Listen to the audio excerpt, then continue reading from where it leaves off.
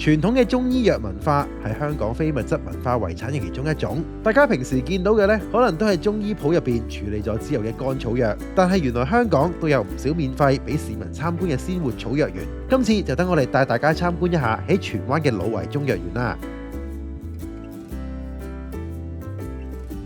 我係賽馬會老圍中藥園嘅中藥師超 Sir 啊。咁我哋中藥園啦，由2010年開始成立啦。一般啦都會搞一啲課程啦，會俾啲參加者去上啦。我哋亦都會搞一啲工作坊啦，去俾大家參加者去參加啦。咁同埋我哋亦都會有園地啦。咁所以我哋都會搞一啲種植嘅一啲班咧，俾參加者去學一啲簡單嘅草藥嘅種植啦。呢一度嘅園地佔地大約1萬尺，種咗嘅草藥超過400種。行一圈就會發現好多我哋平時見到嘅花花草草，其實都係有藥用用途嘅。超 Sir， 我見到呢度咧有怕醜草喎，怕醜草都係中藥嚟嘅。係啊，咁一般嚟講咧就會用佢嘅根頭啦，去作為一啲即係可能係一啲湯水，或者係有一啲中醫啊，佢哋一啲組合嘅一啲處方啊，去用藥嘅。咁但係當然啦，依家咧咁其實就喺野外啦，都比較少啦。咁我哋咧都建議大家咧就盡可能咧就可以考慮用其他去取代佢嘅咁樣。我哋行山可能比較常見嘅，可能係呢一度見到嘅呢一隻可能崩大碗啦。以往啦涼茶鋪啦，咁佢哋都會有一個叫崩大碗嘅茶嘅。咁佢其實正式嘅名咧，其實就叫做積雪草啦。護膚品上高啦，佢都會有用到佢呢一個草藥嘅。咁佢蒲白徑生啦，個葉啦係圓形啦，但係咧好明顯咧，你會見到佢咧喺呢一度咧崩咗一個角嘅，咁所以亦都叫做崩大碗啦。咁我哋亦都會見到佢咧有少少咧好似反光啦，見到佢有啲金色嘅點啊。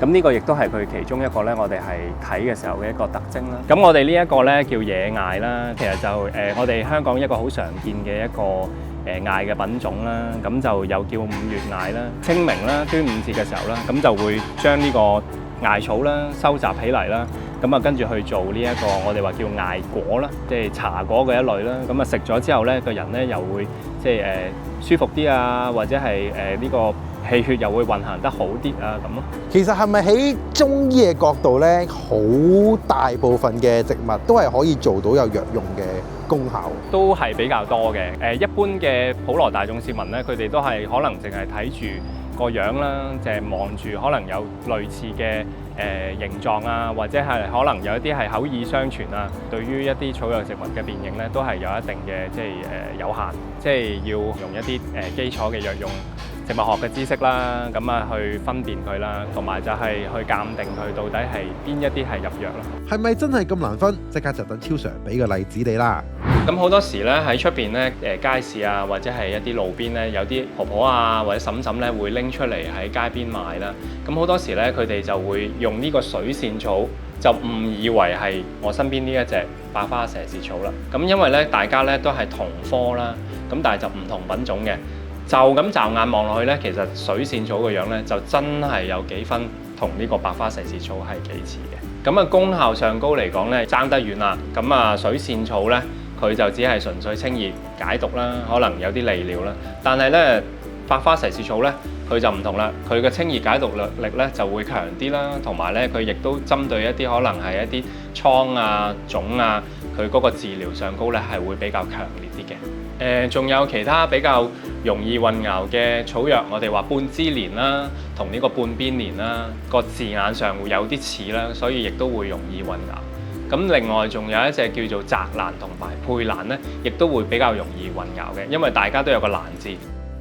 斷腸草咧，一般嚟講，因為佢係香港4大毒草之一啦，咁佢嗰個毒理啦或者毒性成分咧都比較強烈嘅。咁好多時咧，啲人咧就公眾咧以為咧就係斷腸草啦，即係個花嘅樣咧有啲似呢個金銀花，咁佢哋就誤以為係金銀花啦，就亂咁採咧，害嚟可能唔知煲咗啲涼茶涼水飲啦，飲完之後咧會唔舒服啦，甚至乎中毒。咁呢度咧亦都呼籲大家咧喺你唔認識呢個即係草藥植物嘅時候咧，都唔好胡亂咧去採摘啦，去煲水啊，或者係煲湯飲啦。咁因為咧係有一定嘅危險性，嚴重咧可以致命嘅。